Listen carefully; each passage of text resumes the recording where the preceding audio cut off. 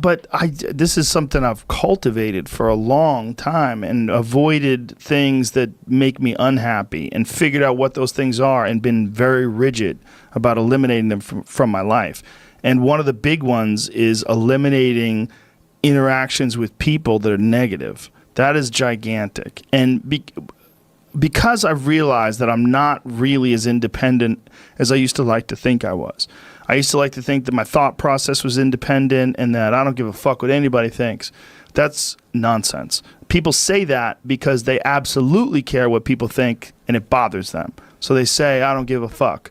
But that I don't give a fuck stuff is almost entirely nonsense. You do care. And you care in both ways. You care if people are critical of you, care if people are positive of you, but you also care if people are living positive lives and they're motivating you. That's a big one. People are fuel, and other people, it's one of the reasons why I like talking to people, one of the reasons why I like to do podcasts, because I get a lot out of, like just talking to you about your time in the monastery or your push to get to that 100 miles. Like, you get energy out of people like that, and you think about this energy and you think about this inspiration when you're doing other things. And it also sets in your mind that when you meet these exceptional people that move you, like, what are the characters, what are the qualities that they have, what are the characteristics that they possess, and those things become significant and important to you. Whereas if you live around a bunch of people that are complaining and bitching about everything and they see the negative in everything and they're always whining, those people are the opposite of that. They're the opposite of inspiration, and they're mud. You're just like, what? It's like you're up to your ankles in mud. You try to trudge through life. It's difficult. You're not light.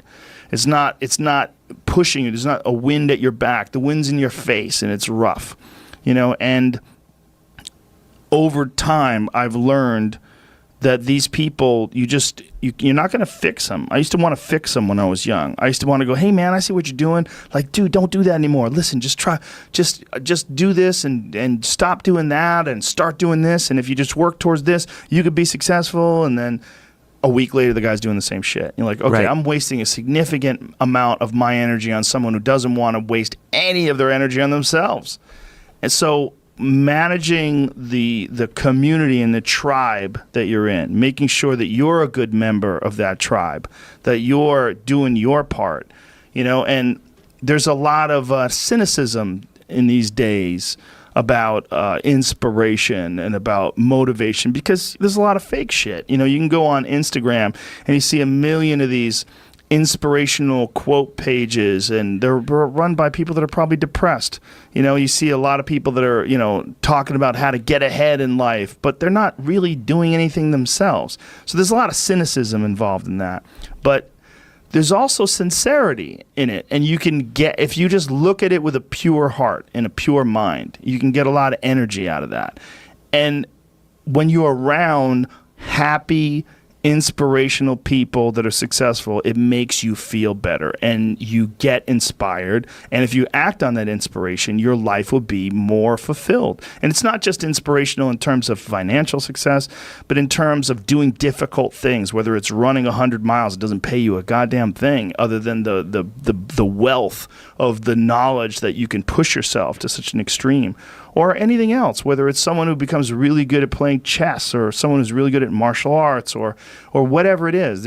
There's a great feeling in these overcoming these difficult things, because life is never this just constant state of I'm at a 9 all day, and when I'm with my wife, I hit 10. Yay! And I stay like that. That's not real. What's real is like you saying that you went to this monastery and felt all this angst about meditating and being alone and not having your phone and not having the input, but then when it comes out of it, then you have this reward. So you push through this, and you had these uncomfortable feelings, and you came out of those uncomfortable feelings with this newfound appreciation for time and this respect for your own existence in your own space and carving out 3 hours for yourself a day. That's where it all comes from. It all comes from life lessons, and the lessons are learned through struggle.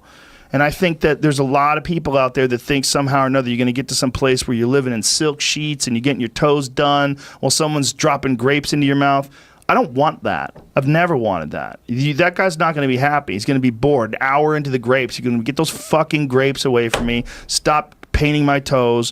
What am I doing in this bed? I got to do something. I'm not stimulated. The human organism, the animal that we are, needs constant stimulation because it evolved trying to find food and escape enemies and find shelter, escape nature, escape the elements, try to survive. And this is the great joy that you have in taking care of your children, that you can protect your children from the elements and the enemies and feed them. And it's also the great sadness that you see in losers. When I see a loser, I see some guy who's 43 years old, lives in his parents' basement, and he fucking hates the world. I'm like, that was a baby. Man, this is a baby that somebody just gave shitty nutrients to, whether it's nutrients in the forms of food or in the form of thoughts and ideas and examples, and this kid developed these horrible self-defeating patterns of behavior that have led them to this point where they're this middle-aged person with no future and no idea of how to get out of this rut, and probably never will escape it, and might just wind up sucking on a gun.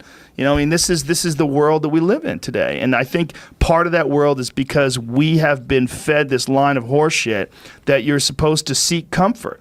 And I don't think you are. I think you're supposed to seek lessons, and you're supposed to seek difficult tasks and accomplishments. And through those things and through doing things that are hard to do, even if it's just a fucking 90-minute hot yoga class. I do a 90-minute yoga class, man. Those last 20 minutes, I do not want to be there, man. And I definitely don't want to give 100%. And I can cheat. I could kind of half-ass it. I can, but if I don't and I get through it, when that time is up and the lady says namaste and everybody gets up, I'm like, fuck, man, I made it. You know, I lost 15 pounds. My fucking yoga mat is drenched to the point where I could literally wring it out and fill a jug up with water. But through that struggle, I will now have a better day. And I better fucking do it again tomorrow. Or do something else. Because if I just think, well, tomorrow I'm just going to coast and eat Twinkies and watch TV. Oh, hello, sadness, my old friend. Hello, depression. Because when you're not doing anything, you feel like shit. And that's just a part of being a human being. And we can pretend that we're something other than what we really are. And we can pretend, nah, me, man, I'm just cool, just chilling, doing nothing. Bullshit. You're a fucking human. You're a human being. You evolved from the fucking hundreds of thousands of years of hunters and gatherers and people that were struggling. Those human reward systems are carved deeply into your DNA. And if you don't respect that, if you don't respect the mechanism of happiness and fulfillment and what you really need to do in order to feel satisfied in life,